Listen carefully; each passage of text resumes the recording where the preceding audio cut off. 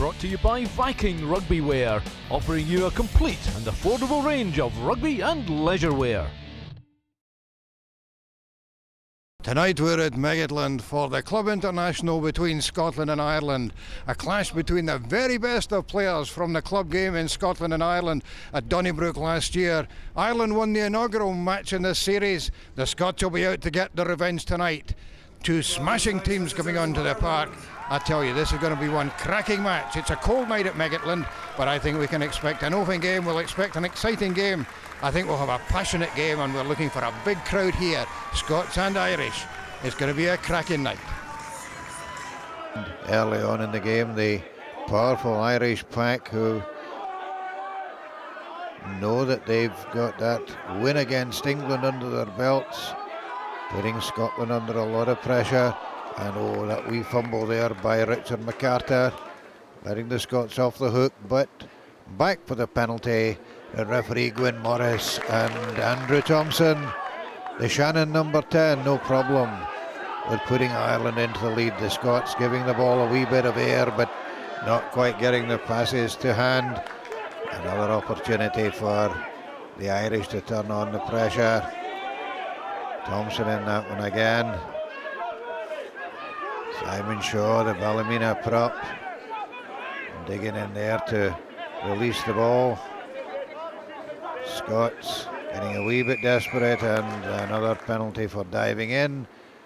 And again, Thompson, no problem, sticking that one over to take Ireland into a 6-point lead after only 10 minutes.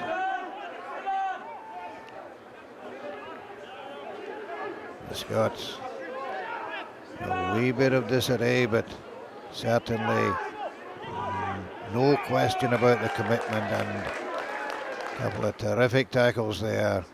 Forced the Irish to hold on. Up step Murray Strang, 45-metre penalty. That's exactly what the Scots needed to settle the nerves after only 12 minutes.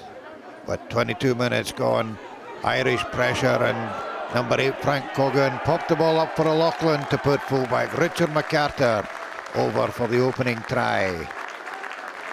Certainly it was one the Irish had been looking for, with the amount of pressure and territory that they had, but well, this was the big moment for the Scots. Were they going to succumb, or were they going to take the game back to the Irish? The answer came from Damien Kelly. What a burst into the heart of the Irish defence, and then popping the ball up to John Houston, taking it on, and then AJ McFarlane to Murray Strang. And the pressure that the Scots putting on the Irish defence led to a penalty, and although Strang's kick was wide, the lights suddenly dimmed. Oh dear, was this an omen? It could well have been for the Irish, because the Scots suddenly started to put their game together. A searing break by Graham Thompson. Angus Martin on his elbow, and his pass out to Ben Fisher. Oh, the big number 8 spilled that one with a line at his mercy, but that just showed that the confidence that was beginning to grow in the Scottish side. Deep into injury time in the first half, and completely inexplicable decision there by Andrew Thompson. Rather than put the ball into touch and finish the half, kept the game in play, and disaster for Ireland. The ball snaffled by Kelly, kept alive. McFarlane out to Murray Strang, off his right foot, then off his left foot. Oh, what a terrific break. Mark Teague outside him, but he'd have been tackled if the pass went in. But a beautifully weighted kick from the Hawks standoff put the Heriots wing in for a try that took Scotland into half-time, only 3 points adrift at 11-8.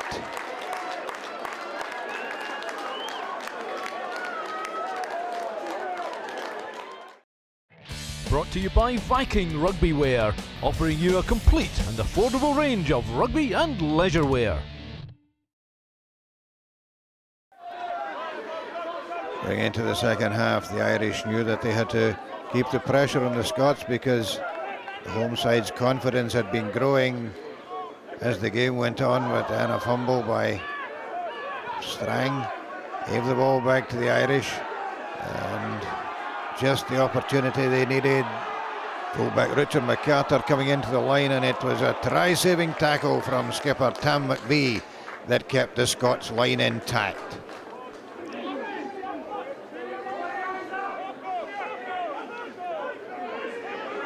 An awful guddle at the back of the Irish scrum. AJ McFarlane putting on the pressure. The ball popped up to Andy Adam, and the Curry lock forwards ball to Rory Cooper.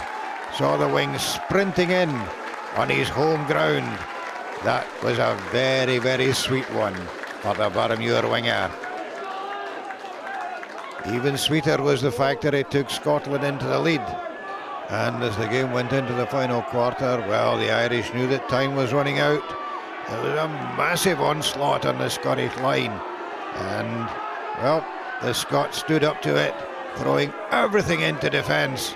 And, well, it was only a couple of feet from the line that the Irish ended up. But, well, referee Gwyn Morris said, no, nothing happening from there. And finally gave the penalty. Thompson putting the ball into the corner, keeping the pressure on the Scots. The Irish still looking for the try, and again going for the big drive. And the big men in there, Merle O'Connell and Alan Maher, driving it onto the Scots line. Tremendous defence from the Scots. Ball held up, said the referee, and that was a crucial point of the second half. Thomas McBee plucking that one out of the air at the line out. Wee bit of a fumble in midfield, but Cammy Goodall standing big with that one. The Scots getting the momentum going again. McFarlane popped the ball up, and Stevie Laurie was the man. Well, it was again a try-saving tackle by Richard McCarter that pulled down the Watsonians' hooker. But the Scots now had the field position. They now knew that if they kept up the pressure, the try might just come. Damien Kelly tidying that one up. And the ball swung from right hand side of the pitch to the left. Cameron Goodall in it again. Rory Cooper sneaking that ball away, taking the ball up to the 22. And McFarlane out to Strang.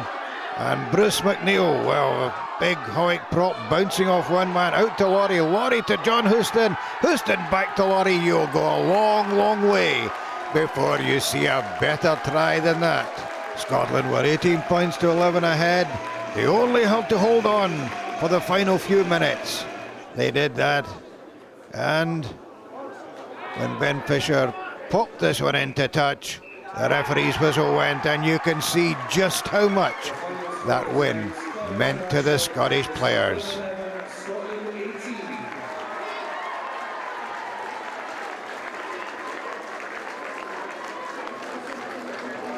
I mean, it's just fantastic feeling, absolutely superb, and I think they've all done their clubs and families' pride, and that's just what we needed. We needed something for, Scottish club rugby, put us up in the forefront, and something to say, come out and watch us. It's because we've got some talented boys here. Just so pleased for the guys because they've put in so much hard work this week. It's been absolutely fantastic, and it's nice to get revenge for last year. Scottish Rugby Union President Andy Irwin applauding both sides off the park. And when you look at the expression on the Scottish players' faces, you realise just what a memorable victory this has been for them, their coaches Ian Rankin and George Breckenridge, and team manager Grant Wilson. A great win for Scotland. This is Ron Evans for Scottish Rugby TV at Meggetland. Brought to you by Viking Rugby Wear, offering you a complete and affordable range of rugby and leisure wear.